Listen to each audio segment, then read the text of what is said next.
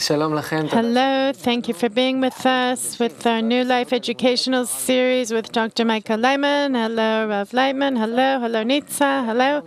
And you're welcome to be with us. We want to learn how to take our life to a better place, how to build between us new life that will wake up with a great light in our eyes and feel that the people around us are all for us. And we're also like that toward them, how to build our life here in Israel like one big, warm, hugging family. And what does it mean to build our lives as one family? Each show, we take a different aspect of our everyday life, and we want to learn how to reformat it, how to shape it so that it'll be good for everyone. And today we're discussing the principles of education in Jewish culture. We had one program about it, and now we're having another one. Maybe summarize the insights we received from the previous programs so that we'll be able to open this discussion from a new place. In the previous program, we understood that actually the process of education is a process that educates a person to be a complete person. And the significance is to love everything that's actually outside of me. And that's the process that this education teaches us step after step.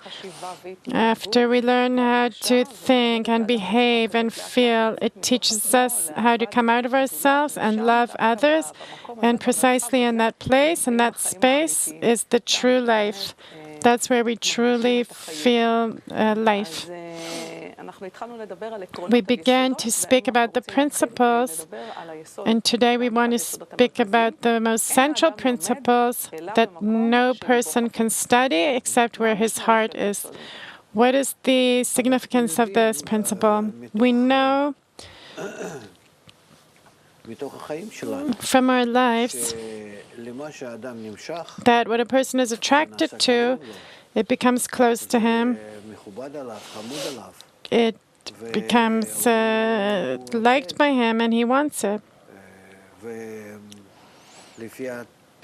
And according to his nature, he's getting closer to it more and more.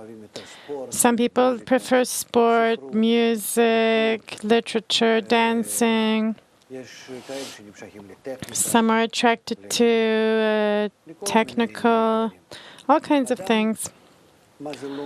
A person, what does it mean he studies what his heart wants? He wants to know something that he's attracted to. He wants to be in connection with it. That's called learning. He wants to know what he loves, to be close, to be connected. That's first of all. Therefore, we need to understand that the basis of education is to build in a person a good and correct attitude to values that we want him to acquire. Excuse me. And then he will come in and acquire them on his own. And these values, this inclination, general inclination, that his heart, it wants something that is given in society, that is given to society. If a person is in a society where sports is appreciated, then he'll deal with sports, or next to that, or something associated with it, because that's based on, that's important in the society's eyes, so it's also important to him because he's influenced by society. If the entire society just supports science, then he'll somehow want it, whether he wants to or not, because this is what the environment is demanding, that he'll appreciate it, because he'll always appreciate what his environment appreciates. And this is what he'll be attracted to. So it's really important to make sure, not for the person himself, but his environment. And according to the values that the society defines, then surely the person will want the same things. That is actually that a person doesn't study anything except what his heart wants. So we have to look after the values of society, that same society, We really need to plant a person inside the society, and there he will surely grow in the direction that we know in advance what the direction will be. And that's exactly what happens in life. Today, because we have so many disturbances and we have all the media and communications, a person is open to the whole world and the whole world is open to him. So there's some kind of confusion in what his heart really wants and how he'll advance and grow up. So if we want a certain kind of education, we need to look after the environment, all the influences on a person, that this certain influence will stand out, will be the controlling influence over a person. How do we truly measure? One of the most spoken subjects is to motivate a child to study. We see that kids don't really have any motivation to go through education. They don't feel that it's important. That's true. So how do we awaken this motivation? How do we make their hearts want it? The society is like that. If he opens TV, if he goes onto the internet, it doesn't encourage him to study. Things that he needs to study in order to get into the TV or internet and to be there, that he learns quick. Today, any kid with those gadgets, he's in good connection with those things better than the adults. But what does he receive from those channels? That's the question. So until we determine in advance what kind of influences our children are receiving altogether, we will not be able to see them afterward advancing in other good values, the ones that we want. But rather we need to, according with that, we need to see how we build the environment that will give a person a certain kind of general influence that will be important to him, and this will be the opposite of good, and then he'll advance. If I understand what you're saying, the goal of education is to prepare the young person for going out to a successful life. Yes, it depends. In that sentence, there's a lot of obstacles on the way. So let me clear them up. How do you see a person's great exit to life? What do we have to put into him? That we'll know we've done our work, we prepared him in the most successful manner to go out to life. That's the foundations that the society must give. Not a person and not a house, because today a person is open to the whole world. But until we don't improve all the environment operating on a person, and that's internet and TV and school and the home and everything, until we make sure that he gets the correct guidance from their direction, then we can't be sure of anything. Let's say we succeeded and you improved all those channels that you just spoke about, and they're all acting in the most optimal manner. And they came to me and they said, what does it mean at the end of the optimal process that they succeeded in preparing me for going out to life? After an optimal process of education, what does it mean that he was properly prepared? First of all, a person is a result of the environment. The mother gives birth to a little creature, but afterward, what you're given birth to are the conditions around him that influence him. And then in accordance with that, we have to first and foremost be concerned with that while he's a youngster, let's say, his childhood, throughout his childhood, he'll receive the right influences in such a manner that he won't be able to escape them. the example he'll receive from there, the behavioral example, conceptual example, that all these examples will give him direction in life in a very clear manner. What is the correct, successful direction in life? That he'll be a beneficial citizen for others. According to those same sentences, don't do to others as you wouldn't want done to you. And it doesn't matter his profession. He must see this as well, that around him there's many people, that each one, from the most simplest worker sweeping the street, or a plumber, an engineer, a doctor, a scientist, the prime minister, doesn't matter who. He must see that all the people around him are actually their inclination is to be beneficial altogether toward the environment. Why is being beneficial to the environment? In your eyes, that's the best preparation for life. Because first of all, it gives a person security that if he behaves in this manner, then the environment will relate to him in this manner. He'll be appreciated. He'll be successful in his relations with everyone.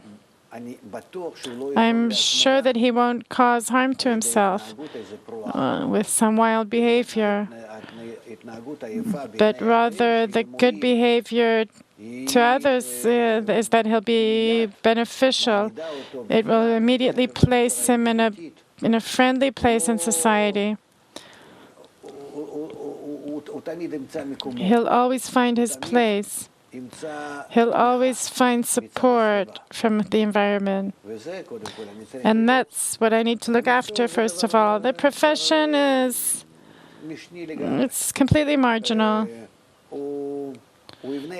He'll build himself, he'll build the family, he'll receive support from everyone. Like we say to a child that goes out, don't behave badly with others. Don't start hitting people, fighting. Be a good boy. Why? Because the good behavior usually gives a person a feeling of a sense of security and an atmosphere of security, joy in life, participation with others, friends, and in general, the world. This is what we understand from the wisdom of life. And especially in our generation,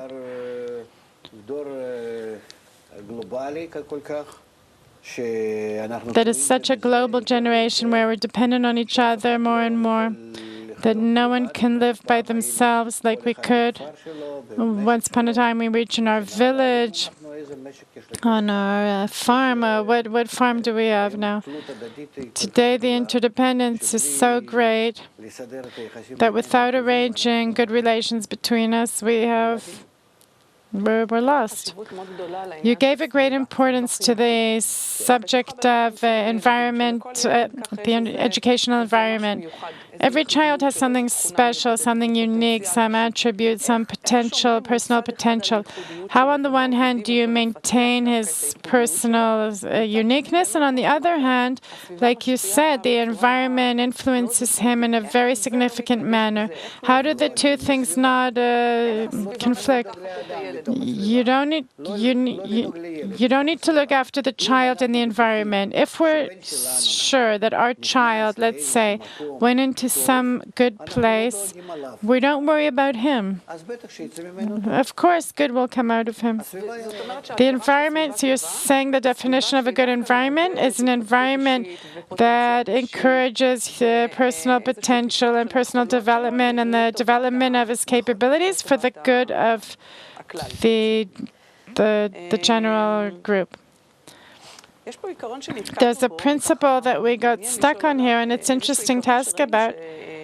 that we saw that studying in the past, throughout the generations, included many elements of thinking, learning by heart, dialogue, discussing. What's the importance of all those elements in this educational process? Again, it's in absorbing the influence from the environment. On the one hand, I have to behave according to the examples I receive. It's more in a psychological manner that the way I look at myself and others, how I check the behavior and learn from them.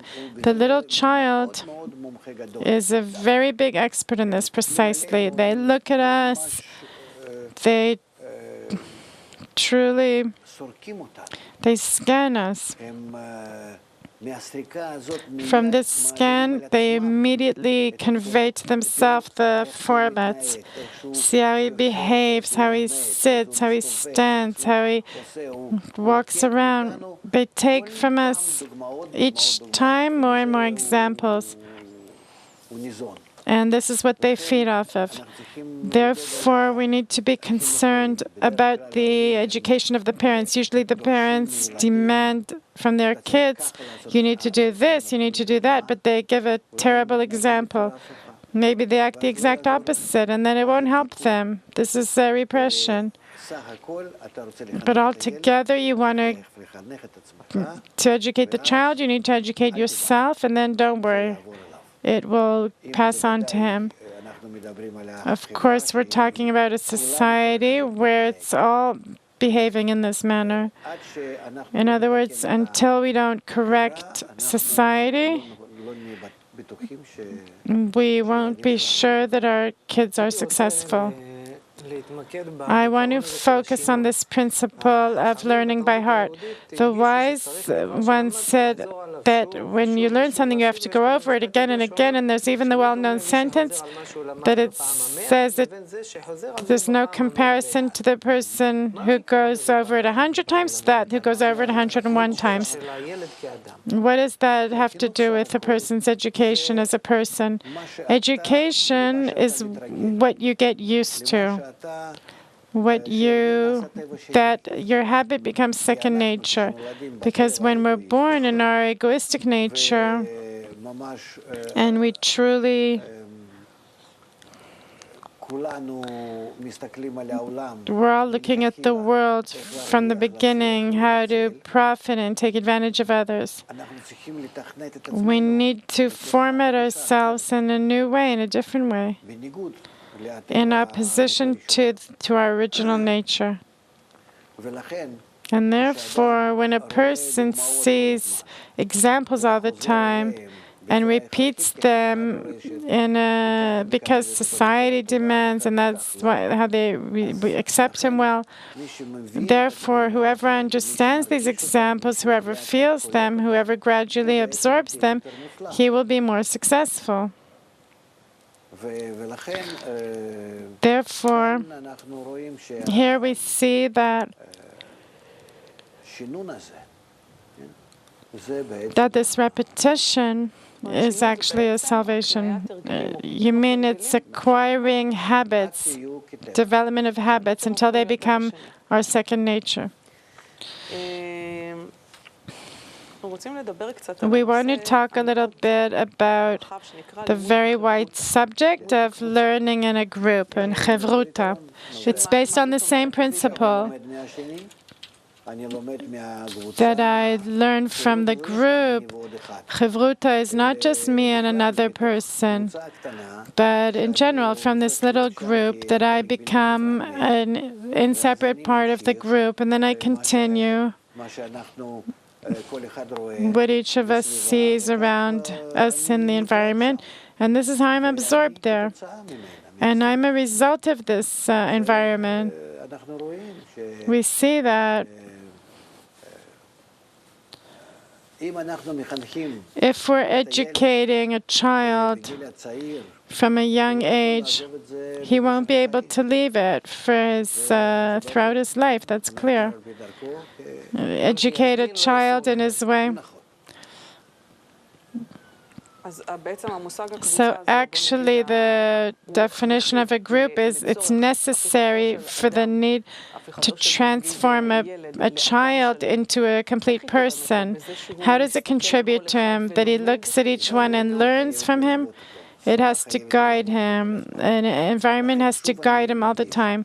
That's why, again, I'm emphasizing we have to look after the entire society and not the person himself. The person himself must have less pressure, but we only need to awaken in him this criticism of himself, this verification. Look, try. Maybe you're missing some sensitivity to see, to verify things. But when he's in an environment, he's in the environment's hands completely, without any free choice. What kind of interaction is created in a certain group that is going through some educational environment? They help each other. They learn from examples. If someone makes a mistake, they can all see that this brings me to a mistake. And the opposite.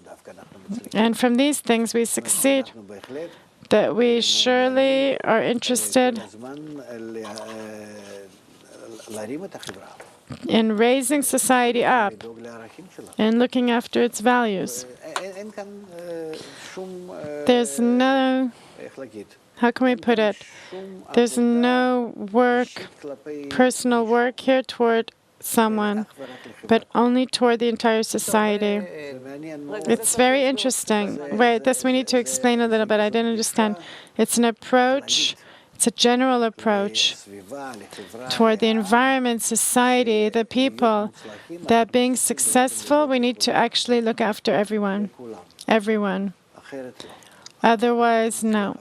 Otherwise, we will never succeed. With this approach, we suddenly see that placing the people under the correct education is actually the key to everything. It opens up everything. We don't have any choice except the environment we choose. We're a result of the environment. And I can only look after my child by deciding which environment they'll be in. And in that, all of education begins and ends. I would like you to extend the explanation about learning in a group, because I can learn by myself also. The wise ones emphasized all the time that either you learn in a group or you're dead. It's simple. What does it come to say? It means a person cannot be alone. A person cannot be alone. He must always be in an education that he's feeding off of. That is, otherwise you fall from the degree you need to reach of being a human, beneficial, loving, looking after the surroundings. If you're alone, then you're under your inner egoistic urges, and that's it. Who's educating you? Either your ego, your inner nature, or the society, the good society, corrected society from the outside, one or the other. Meaning if you're under your private urges, this is a type of death. And if you're actually in some kind of education, general social education, then that's where life is. Yes, correct. Now, another law that they say here, you emphasized before, is chevruta. You shouldn't just look at it as a team of studiers, people studying together, but rather a group that's going through some process together. It's a little environment that's close to him. So I would like us to get deeper into the processes and interactions that take place in such a group that begins to go through the educational process. They say that you said that the entire Torah is directing to one place of educating a person above his natural urges to be inside himself and take advantage of everything for his own sake, toward love thy neighbor as thyself, which is the greatest law in the Torah, to come out of himself and love everything. Now the wise ones say to us, the Torah cannot be bought except in a group, like you said. Why can the Torah only be bought in a group? Why the option of becoming a complete person, to fulfill my full potential, become a complete man? Why can it only happen in a group? First of all, we need to emphasize again what Torah is. Torah is the Torah of life. That's the law. Love thy neighbor as thyself. That's the entire Torah. Or don't do unto your friend what you wouldn't want done to yourself. Go and learn. And everything else is just definitions of that same sentence. How to not hate your fellow man is not don't do to others as you wouldn't want done to yourself. And the next stage, love thy neighbor as thyself. That's the entire Torah. That's a law. There's nothing else. In this sentence, the sentence includes everything. Now, if we understand things in this manner, then there's nothing for us to deal with throughout life except to build people according to those laws. And here we need to look and see which society is concerned with it. Is there a certain society dealing with it or not? When we look around us, we don't discover, say, in our time, any society or part of society, Israeli society, that is truly making it a goal. Unfortunately, I don't have anywhere to put my child in where he will grow up in the correct manner that I think is correct. Just like the Torah, the truthful Torah demands. And if that's the case, then I have to build an environment by myself. And you'll build a gang? Yes. And why can the Torah only be bought through a gang? Because the surroundings build the person. But what will cause your child to switch from an individual approach to love of others? By example. That this example will be shown inside the environment. So let me show you something and tell me why it doesn't work. I want to understand what it says behind this sentence, that the Torah is bought in the group. I understand that education takes me out of my narrow egoistic approach to an approach of love of others. That's the entire Torah, correct? So let's say that I will take my son and I'll work with him about his perception, his attitude, just him on his own. That's not enough. Why not? If he goes through a personal process of development where he will go from love of self to love of others, it won't happen. Only in a group. Why? Because a person learns from those that are similar to him. He doesn't learn from his father. His mother, his father, the behavior at home, those examples, they're very limited examples. So let's take a private teacher for him. No. It has to be the same kids, a little bigger, and like him, that precisely from them he learns, and that will be the group. Why? Why can the group take a person from a private approach to looking outward, and a teacher that is a smart and developed person can't take him through this process from inside, to outside? What is the magic of the group, even if you bring the best teacher in the world? Because only with the people that are similar to him, he can behave in a manner that the teacher is teaching them. What does that mean? He can't behave like a friend with a teacher in his behavior, with the behavior that the teacher is penetrating to him. That's not the studying. The studying is that I connect with myself to people that are similar to me, and along with them, I myself, I'm in society. A teacher is not society. A parent is not society. It's something above me. The previous generation, people that I can't make an accounting with them, that I can say that I'm in connection with. I don't connect with my father, teacher. They are something that I don't attain. There's something that's not in my perception who they are. A child that hears from some big person, this big person, for him, it's not a human being. It's something unattainable, high up. He doesn't understand it. He hears, but it's all from from above. The correct behavior I can only adopt from the friends. Doesn't matter if it's correct or not correct, I absorb it from my friends. Only those that are similar to me.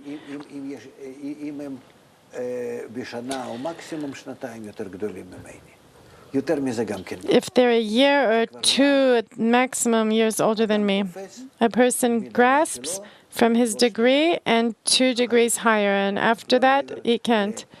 Not beyond the 3rd degree. 3 steps, there's myself, a year bigger than me and 2 years bigger than me, that's the limit. Not more. This is how we're built. If I understand correctly, the goal of studying in a group is to get a person away from his private perception to a general perception. Yes, that he'll feel that the entire world belongs to him. Just like he feels himself, he'll feel the world. That's the goal. That he'll feel himself like he feels the whole world. And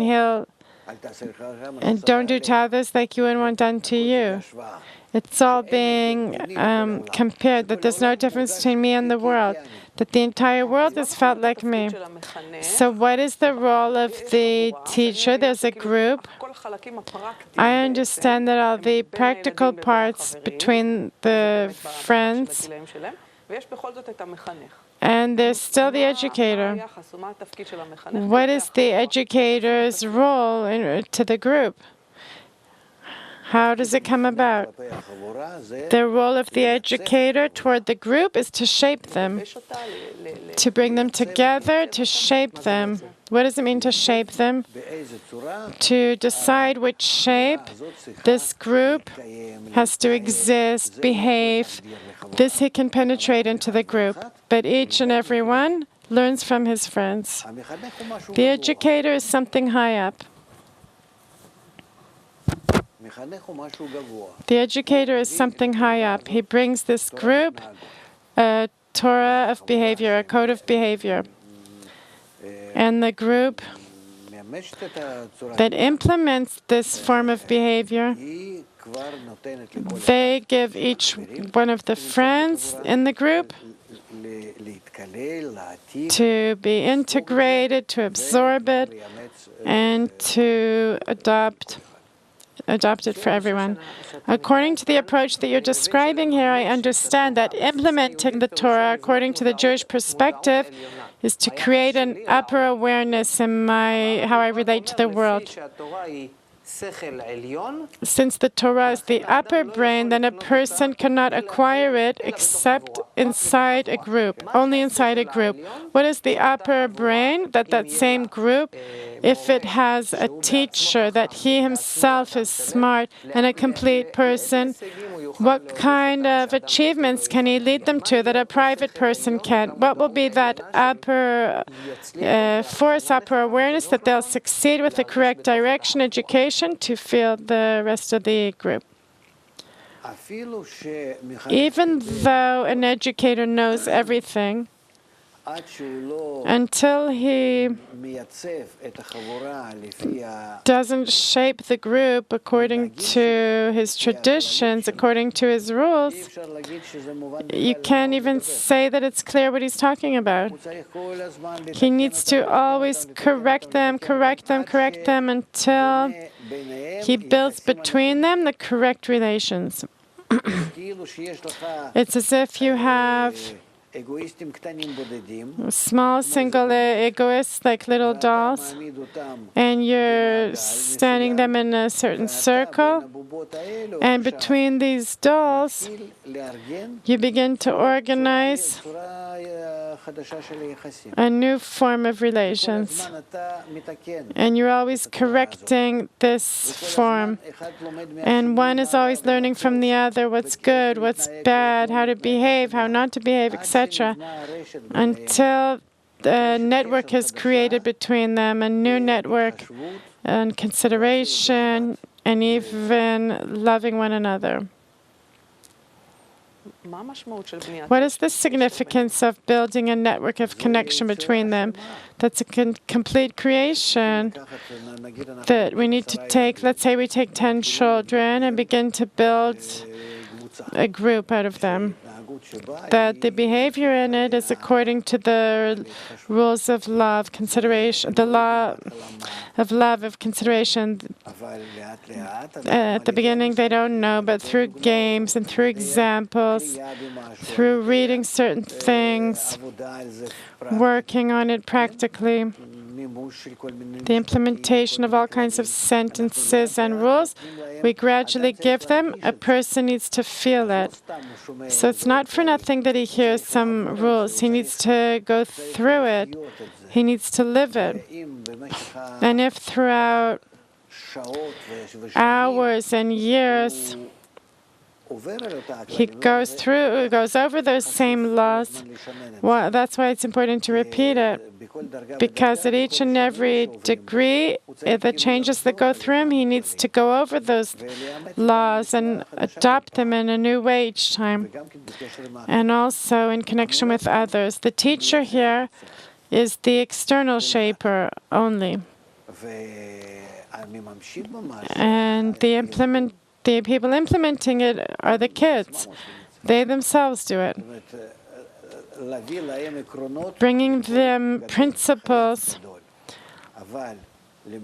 but implementing, they need to do it themselves between them. They're taught by a big person, but they need to do it themselves. And then the expertise of the teacher is that he knows how to shape this environment in the correct manner.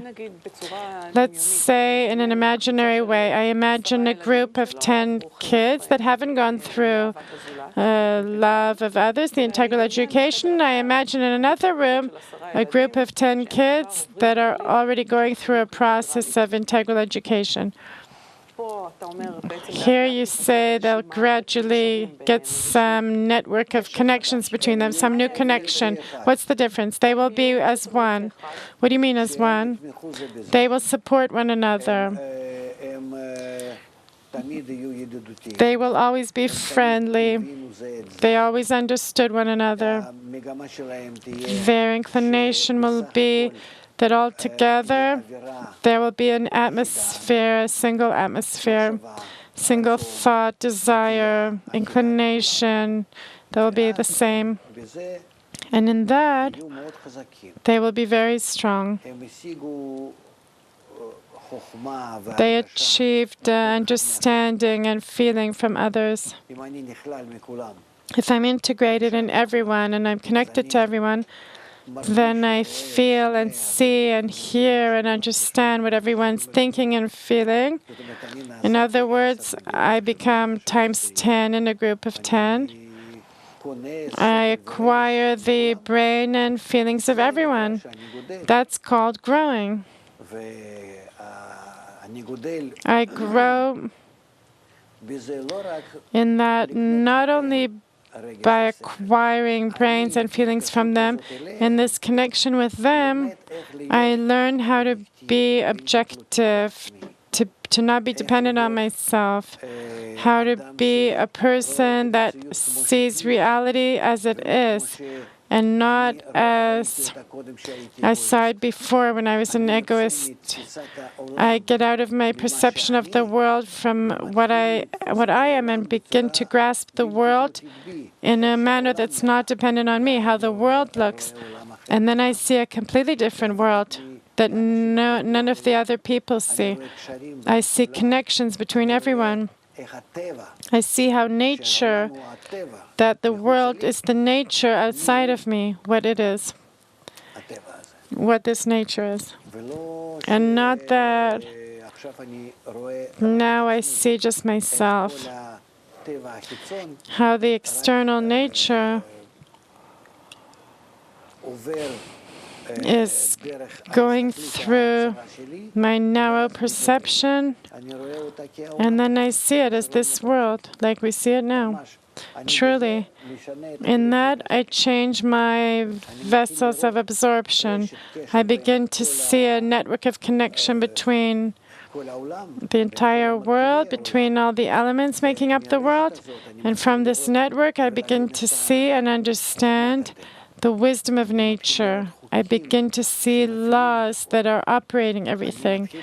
I begin to be wise, wise in a general manner, that all this power that's operating in nature begins to be clear to me.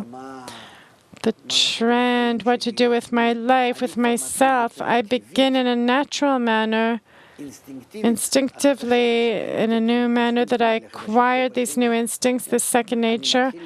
I begin to behave in a different manner. Correct, that it would be very different from people that didn't achieve these characteristics and attitude toward nature. But I will have a big profit here.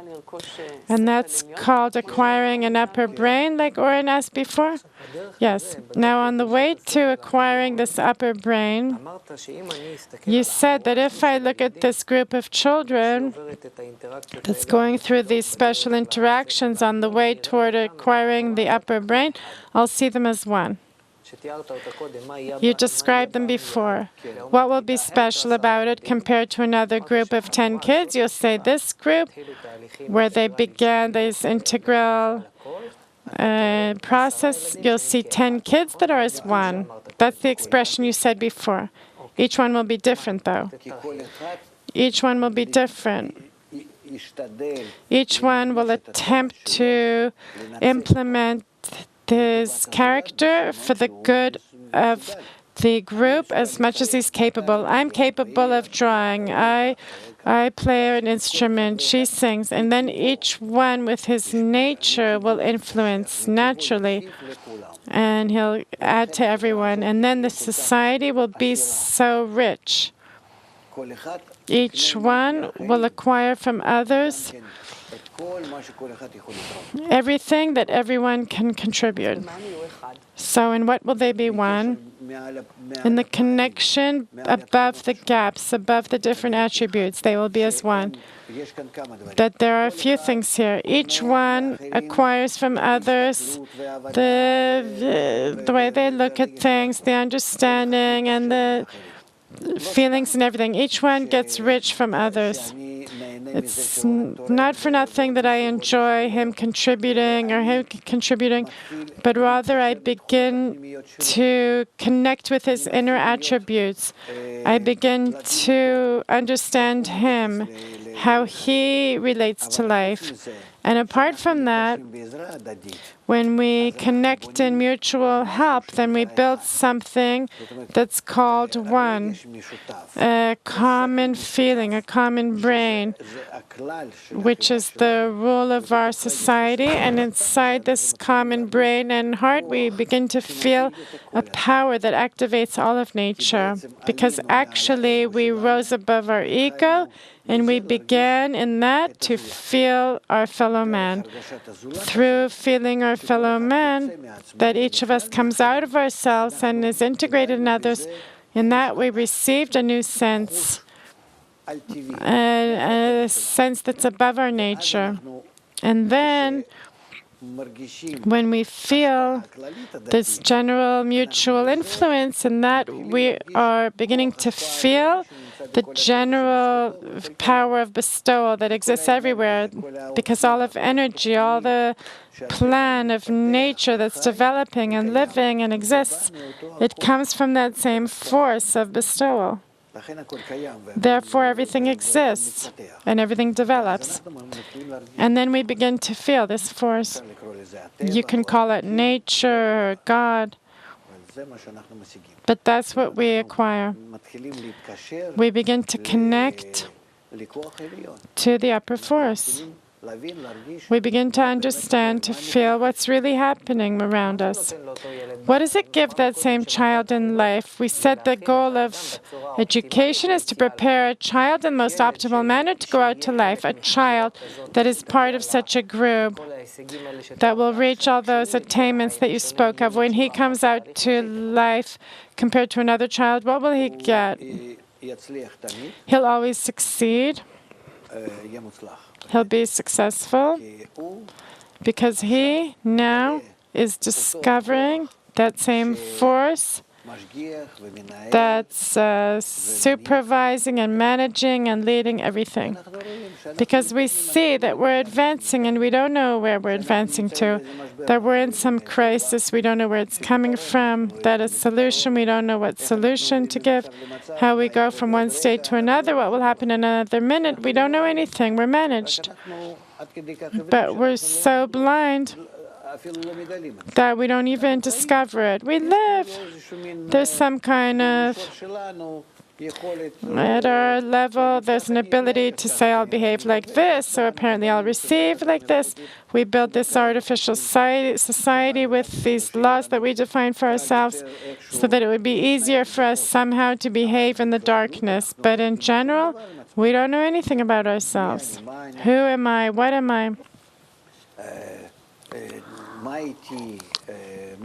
What will happen to me?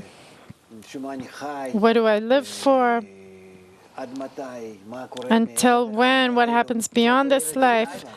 And that same child will know all this? Yes, because he'll discover the general force.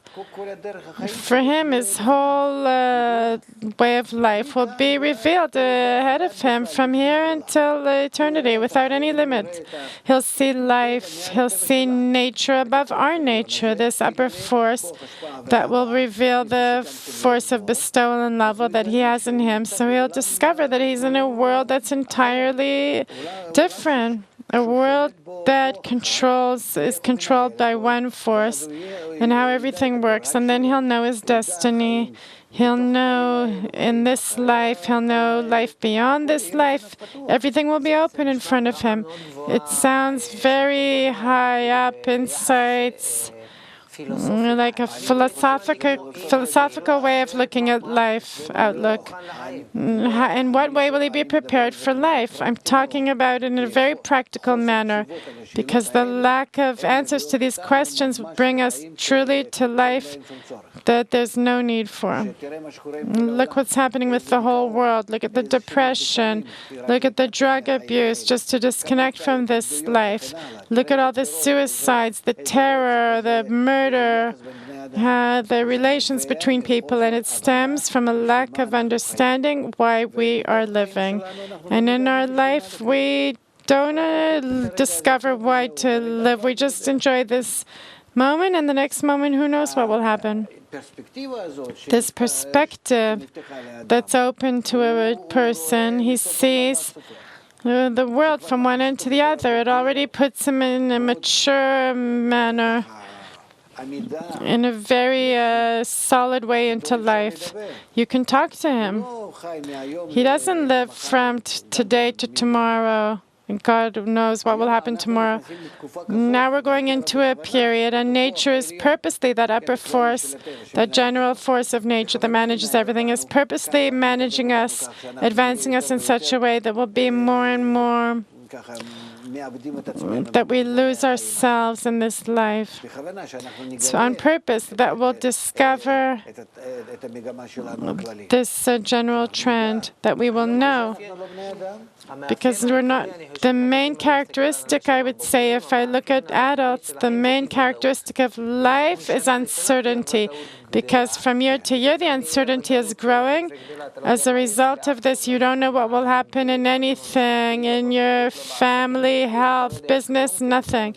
And as a result, the fears are rising, anxiety. A child that acquires this new way of looking at things, or this process, his goal in life, etc. What will it do to his life regarding certainty and uncertainty? A person is happy. He is calm. He understands that nothing ends, that the flow of life continues in all sorts of forms. He sees a world that is not acting according to egoistic forces in his 70 years that he's alive, but that he continues onward, that he gets rid of his ego, either through death or as he is, through this new learning, studying and self-change. And then he goes out above this life. He rises up to another dimension of life. He begins to live a life not in the limits of time, place, movement, good, bad, that we have in life. He sees perspective. It's a different person. If you took Einstein and put him in such a group, would he reach greater achievements, different achievements, less achievements? What would have happened with him? Nothing. Nothing would have happened. The same thing, he would have come out exactly, Einstein, he would have come out like the other kids. So he wouldn't have become Einstein, he would have become like the other kids in the same group, because this group, this new group, what we're talking about, it deals with changing a person. Einstein didn't deal with that. He didn't change himself. He was just smart. He had a special scientific approach, and that's it. And he was a little bit different. He didn't learn properly in school. His teacher, in a sketch and in geography and sketching, they saw he had a special attitude, his perception of the world, his perception, not that we're talking about, but his perception of sketching, his perception of drawing. And then they began to recommend all kinds of things to him. And then he began to understand what they want from him in all these professions in school. He wasn't successful. He wouldn't study so well, but he had a special perception, but not spiritual, above the ego, etc., and love of his fellow man. No, but rather scientific perception, a wider perception. I want to ask another question, and this also brought him closer to love thy neighbor as thyself. He wrote about it a lot. Truly, this place of this education that you're talking about, alongside this learning and this wisdom that Einstein represents, he represents human wisdom. So in that place of education that you're talking about, is there also a place for this wisdom that comes from a place of intelligence? That's clear. A person that begins to deal with connecting with others, first of all, there's the wisdom of this connection. That is truly the wisdom of the new environment, of the society, a global wisdom he begins to understand. He begins to see how all the parts and elements in our world are made on their own, and how they, between them, make up something much greater.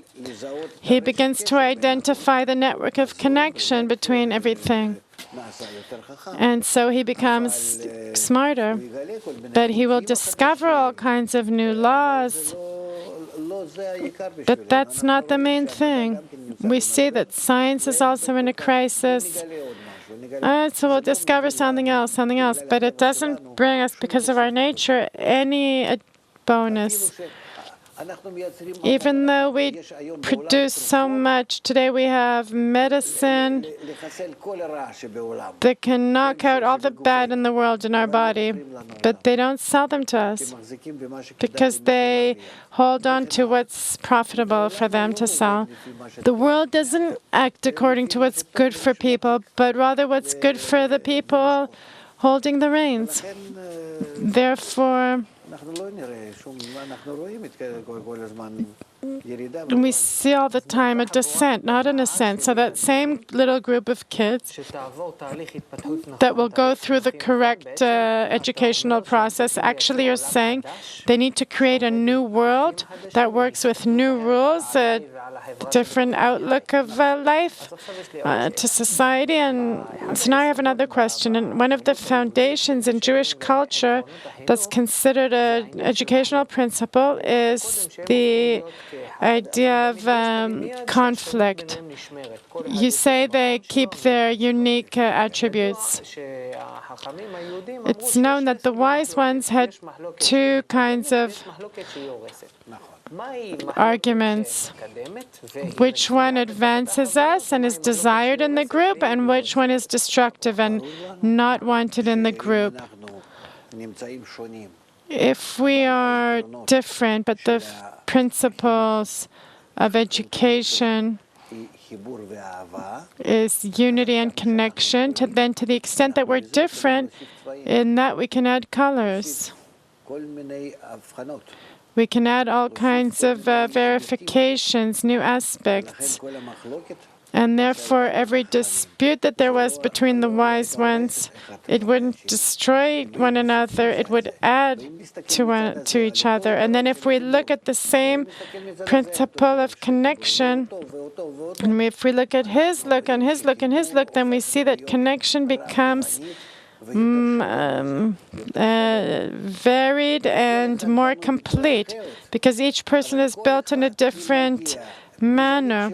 And if each person looks from his personal attributes toward the connection, then we reach one power, to one brain, which is the image of one complete person. That's what we're putting together. And in that way, we're all different. Just like the cells in our body, each cell acts for the good of the connection of the body. And then the body is healthy. Therefore, a dispute, not a dispute, but rather how I, from my side, carry out that same principle,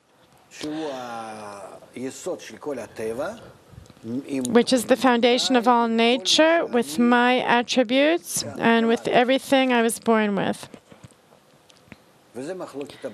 And that is a dispute that builds us.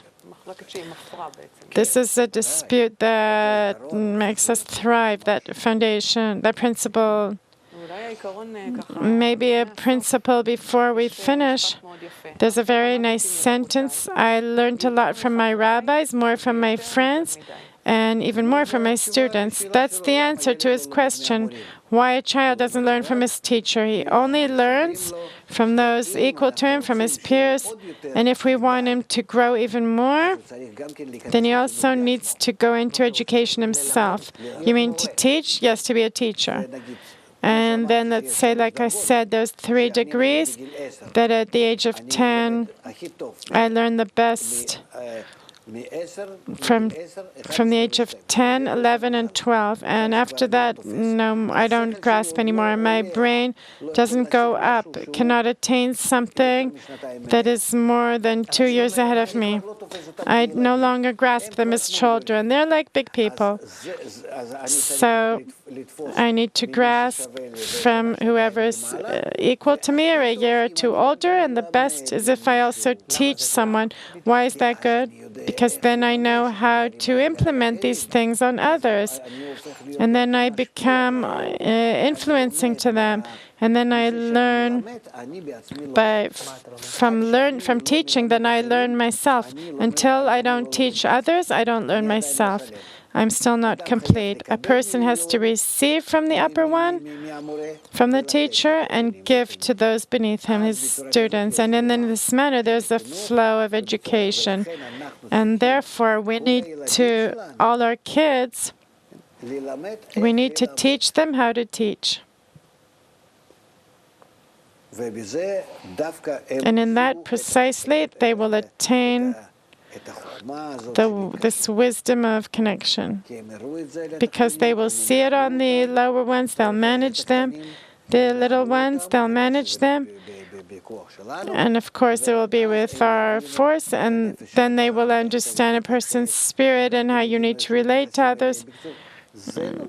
This gives them perfection throughout society, and it's very important, and therefore we need to see at each age and age also the means for reaching smaller ages. Our time has come to an end. I would like to do one sentence for a summary. What's your impressions? I think, first of all, the summary that you just gave explained really well. This whole subject of the education of a person goes through some stages. There's the stage of receiving from my teacher something higher than me, to absorb some principles, to implement, to realize it through my friends who are actually at my level, to change through that, to acquire their perspective, each of theirs, and then pass it on to a level that is lower than me, and that actually creates perfection. Until a person doesn't acquire those three levels, he himself, above him and below him, he's still not a man. Present, future, and past. Thank you, Rav Laitman. Our time is up. Thank you, Nitsa. Thank you. The present, past, and future, we will be a complete person together. New life, and all the best until next time.